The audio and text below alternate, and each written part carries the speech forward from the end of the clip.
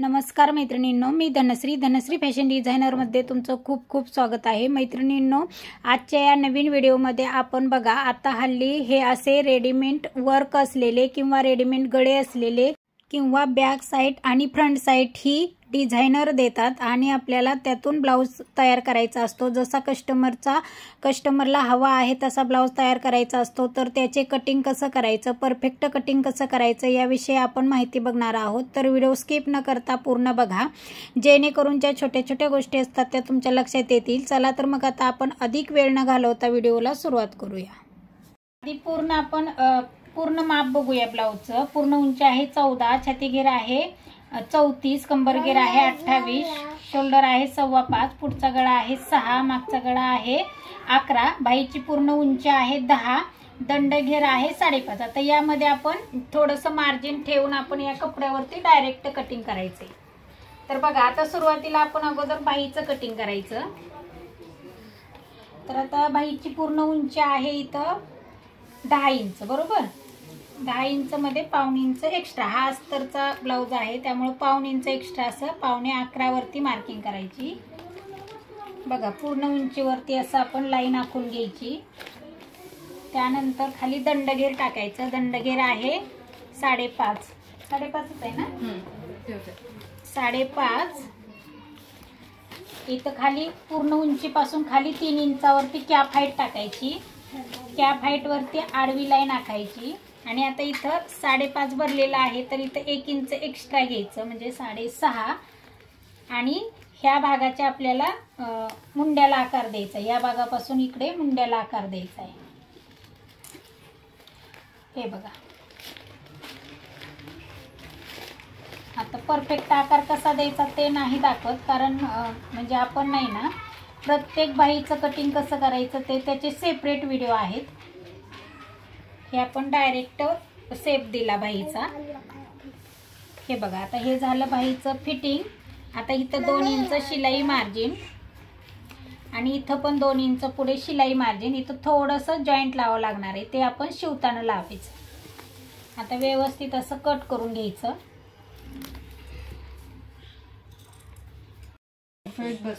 हे बघा, आता हे बाहेरचा आकार पहिला कट करायचा, त्यानंतर मध्ये नॉचेस द्यायचा, त्यानंतर आतील 2 आकार कट करायचे, बाही ओपन करायची।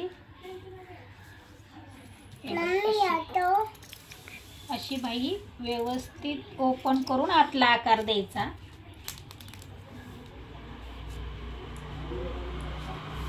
आणि हे इथं 2 इंचापेक्षा जास्त आहे म्हणून थोडंसं कट करायचं। ही झाली आपली 10 इंचाची बाही तयार। कटिंग झालं। आता मेन गोष्ट आपल्याला काय करायचं आहे, पाठीचा आणि पुढचा भाग काढायचा आहे। तर आता सुरुवातीला अगोदर पाठीचा भाग काढून घेऊया। पूर्ण उंची आहे 14 प्लस 1 इंच असं 15 घ्यायचं। 15 इंचावरती म्हणजे पूर्ण उंचीवरती आपण अशी आडवी लाईन आखून घ्यायची, त्यावरतीच आपल्याला शोल्डर टाकायचं। म्हणजे सगळं नेहमीप्रमाणे माप टाकायचं आहे। अस्तरवरती व्यवस्थित माप काढून घ्यायचं आणि मग ते या कपड्यावरती आपल्याला ॲडजस्ट करून टाकायचं। ते बघूया कसं टाकायचं ते म्हणजे तुम्हाला परत मी याच्यावरती बी टाकून दाखवते, पण अगोदर सुरुवातीला आपण इथं अस्तर काढून घेतोय, अस्तरवरती माप काढून घेतोय। शोल्डर किती होतं? 5.5, 5.5, गळा रुंदी 2, 2 2.25। बरं, याला बॅक हुक करायचे का कसं? बॅक करू, बॅकच करायचं ना। मग कटिंग करताना बॅक साईड ही आपण आधी ओपन बाजू करून घ्यायची। बघा, आता इकडून माप टाकावं लागेल मग आपल्याला, कारण फ्रंट बाजूला बंद बाजू आली पाहिजे। हे यामध्ये चेंजेस करायचं बॅक आणि फ्रंटमध्ये। बघा, असं टाकूया। 15 इंच पूर्ण उंची 15 इंच घेतली, त्यावरती आपण शोल्डर टाकायचं। शोल्डर 5.5, मुंडा 5.5, गळा रुंदी 2.25 आणि इथं मुंड्यावरतीच आपल्याला छाती घडी टाकायची। हां, 34। तर 34चा चौथा भाग किती येतो? चौथा भाग 8.5, 8.5 प्लस 2 इंच शिलाई मार्जिन.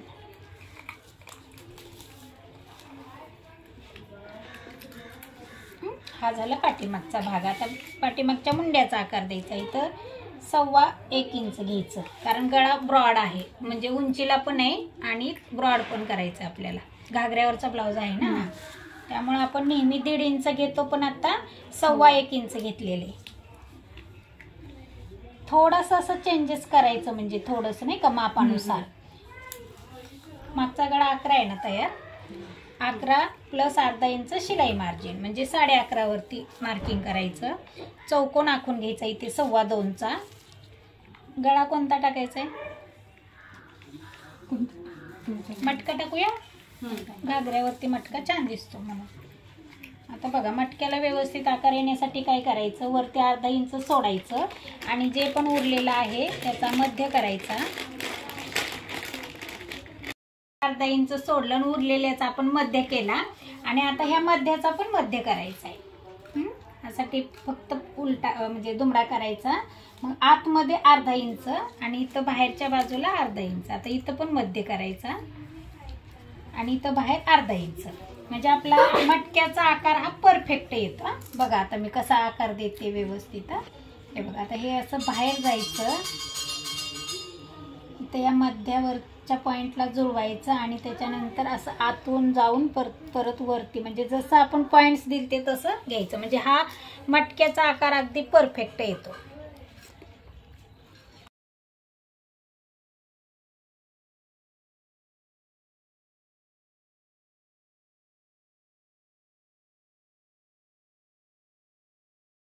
साईड तयार झाली. आता ही बॅक साईड वरून आपल्याला फ्रंट साईड तयार करायची. तर बघा, आता हे बॅक ओपन आहे आणि फ्रंटला आपल्याला बंद हवंय.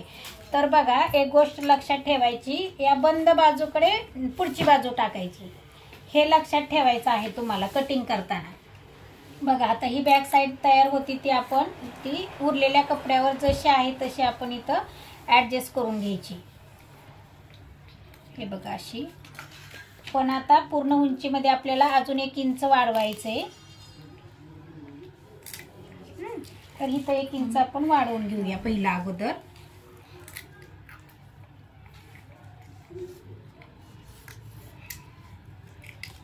हे 1 इंच वाढलं असं. आणि हा भाग जसा आहे तसा पहिल्यांदा आखून घेऊ. कटिंग म्हणजे सेम तसंच आहे, आपण नॉर्मल ब्लाऊजचं करतो तसंच आहे, फक्त आपल्याला आता त्या मेन कपड्यावरती ॲडजस्ट करायचं आहे, कारण ते रेडीमेड गळे दिलेले आहेत ना.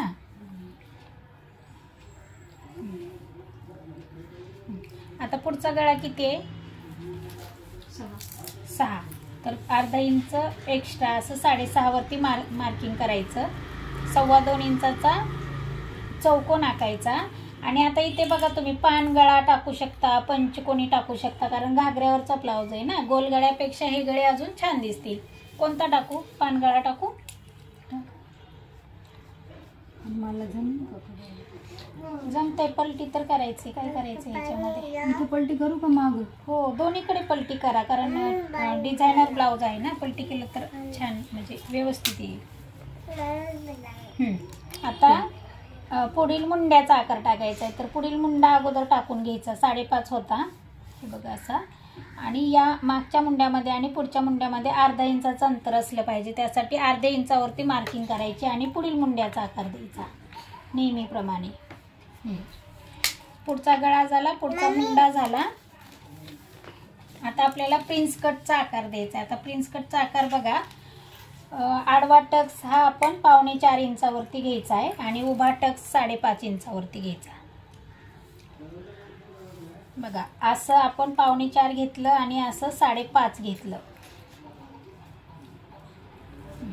आणि इकडे या बाजूला 1.5 इंच मार्किंग घ्यायचे. 1.5 इंचावर मार्किंग करायचं आणि वरती 2 इंचावर करायचं आणि या पॉईंटला जुळवायचा. 5.5च्या पॉईंटला जुळवायचं. आणि प्रिन्स कटचा जो आकार आहे तो असा इकडे मुंड्यामध्ये न्यायचा. हे बघा, अशा पद्धतीने असा प्रिन्स कटचा व्यवस्थित आकार द्यायचा. त्यानंतर आता हे जे 1.5 इंच आहे ते इकडे वाढवायचं आणि हे असं क्रॉसमध्ये जोडून घ्यायचं. वरती नाही वाढवायचं ना, खालीच ना? वरती पण 1.5 इंच वाढवले आणि हे असं क्रॉस मध्ये 1 इंच पुढच्या बाजूला वाढवलं होतं ना, ते असं क्रॉस मध्ये जोडून घ्यायचं. कारण इथं याला क्रॉस पट्टी वगैरे येत नाहीये, त्यामुळे ही पुढची बाजू जास्त होणार आहे. त्यामुळे असं क्रॉस मध्ये जोडायचं पुढील भागाला. हे बघा असं. आणि आता इथे पण हुकलूक पट्टी खूप मोठी होते, म्हणून असं क्रॉस मध्ये जोडायचं. फक्त वाढवायचं आहे ते हे एवढं अंतर. हे का आपण क्रॉस मध्ये कट करायचं ते लक्षात आलं का? कारण याला क्रॉस पट्टीच नाहीये, इथं कुठे शिलाईच नाहीये. त्यामुळे पुढे एक्स्ट्रा 1 इंच घेतलं तर ते मागचा भाग फिटिंग करताना प्रॉब्लेम येतो. म्हणजे मागचा भाग आणि पुढचा भाग हा खालीवर होतो. त्यामुळे एकसारखं येण्यासाठी हे असं आपल्याला क्रॉस कट करायचं. म्हणजे मागचा भाग आणि पुढचा भाग हा मॅचिंग होणार आणि आपल्याला फिटिंगला एकसारखं येणार. ते किती घ्यायचं क्रॉस कट करायला? 1 इंच. आपण किती वाढवलं होतं पुढच्या भागाला? पाठीमागच्या भागापेक्षा अजून 1 इंच वाढवलं होतं. तेवढं 1 इंच कट करायचं असं. आता कटिंग मध्ये तुम्ही बघू शकताय आणि नंतर पण दाखवते मी तुला, नाही का, कसं मॅच झालं ते.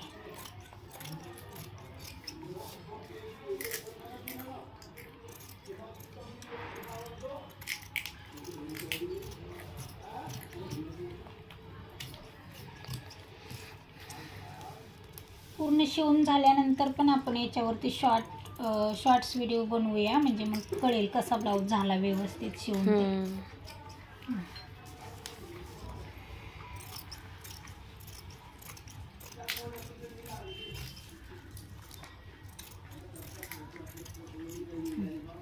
हे बघ, आता हे अंतर मॅच होण्यासाठी आपण ते कट केलं. हे बघ, हे बघ, हे हिथं एकसारखं व्हायला पाहिजे ना, नाही तर वर खाली. वर खाली होतं. आपण ते 1 इंच वाढवतो, परंतु ते क्रॉस पट्टी असते ना आपली कटोरीला किंवा फोर्टक्स ब्लाउजला क्रॉस पट्टी येते, म्हणजे ब्रेशर पट्टी येते ना, ती जोडायला जातं इथं 1/2-1.5 इंच. मग ते बरोबर होतं. परंतु आता इथे कुठे क्रॉस पट्टी वगैरे नाहीये ना, म्हणून हे असं क्रॉस कट केलं. आलं लक्षात?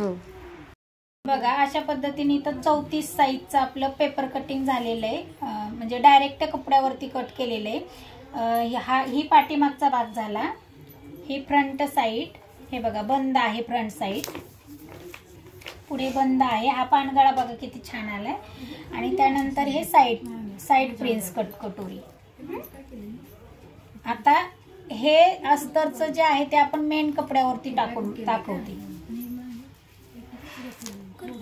बाईचं डिझाईन दिलेलं आहे, यावरतीच आपल्याला आता ते आपण कट केलेलं कटिंग बसवायचं. तर ते अगोदर कसं करायचं, तर हे आपल्याला अगोदर एकसारखं खालून कट करून घ्यायचंय व्यवस्थित. फक्त 1/2 इंच शिलाई मार्जिन सोडून असं व्यवस्थित कट करायचंय. हे बघा, हे असं व्यवस्थित एकसारखं कट करायचं. आणि हे वर ठेवून इथून घ्यायचं नाहीये, कारण ही डिझाईन वरती आणि खाली प्लेन असं व्यवस्थित दिसत नाही. ते ब्लाऊज पूर्ण शिवून झाल्यानंतर त्याला फिनिशिंग येत नाही. त्यामुळे हे असं जेवढं शिलाईत जाणार आहे तेवढंच कट करायचंय. आणि त्यानंतर आपली जी अस्तरची बाही आपण तयार केलेली आहे ती यावरती ठेवून कट करायचं. हे बघा, ठीक आहे. आता हे एकावर एक ठेवायची.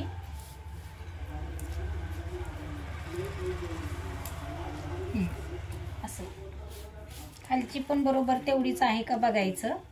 आणि हे याच्यावरती बरोबर आपण असं हे जे कटिंग आहे आपलं ते व्यवस्थित अटॅच म्हणजे ठेवायचं, सेट करायचं. हे बघा, झाले बरोबर व्यवस्थित बसलेले. मग आता या मापाने हे कट करायचं.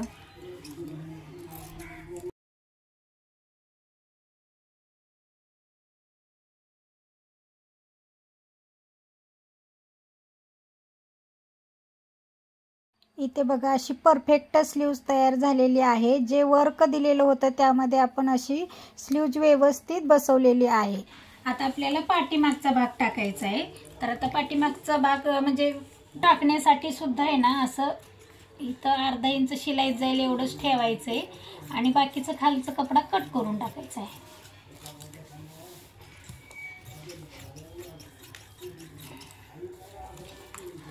आता क्लायंटला आहे ना एवढा छोटा गळा आवडत नाही किंवा नाही का, म्हणजे तो म्हणजे व्यवस्थित पण वाटत नाही. तर काय करायचं, आपण जेवढं आता गळा टाकलेला तो घ्यायचा आहे आणि ह्याचा मध्य काढायचा अगोदर बाहीचा बरोबर सेंटरला. म्हणजे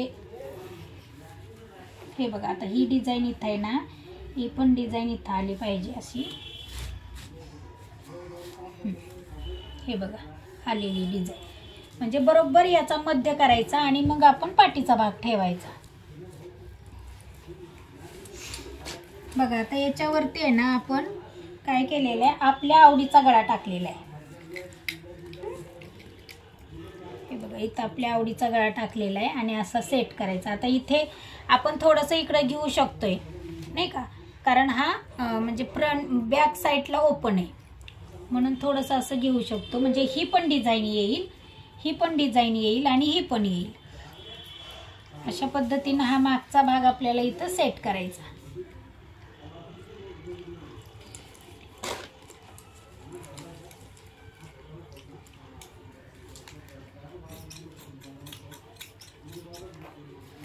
हे थोडंसं एक्स्ट्रा कट केलं तरी चालतं, कारण हे आपण मापाने कट केलेलं आहे.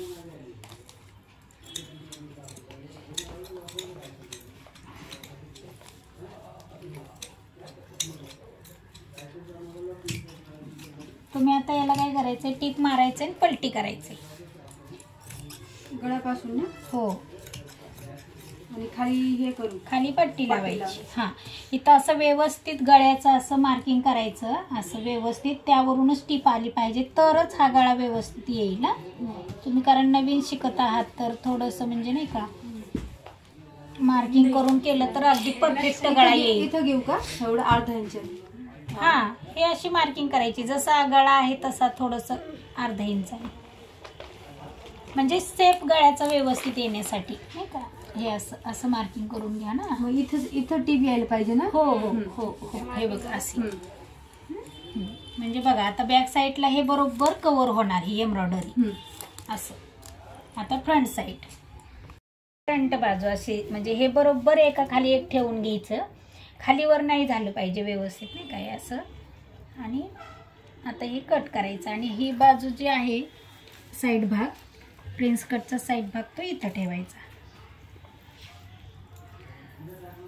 येस, कट करायचं म्हणजे आपला पूर्ण ब्लाऊज हा वर्कचा ब्लाऊज दिसेल नाही का.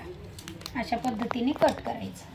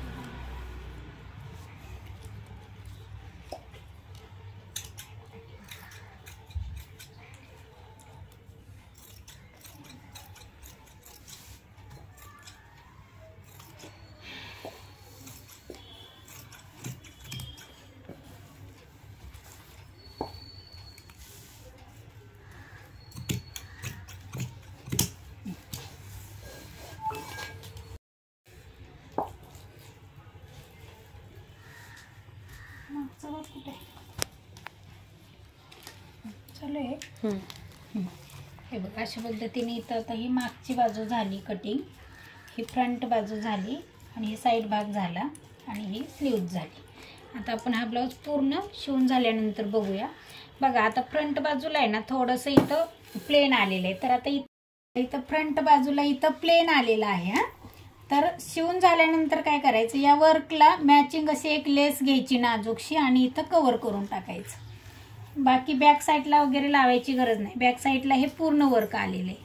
हे बघा असं पूर्ण वर्क आलेलं आहे. याला फक्त पलटी करायचं आणि आता शिवायचं कसं कळालं. असं हे करायचं म्हणजे कटिंग कसं करायचं कळालं.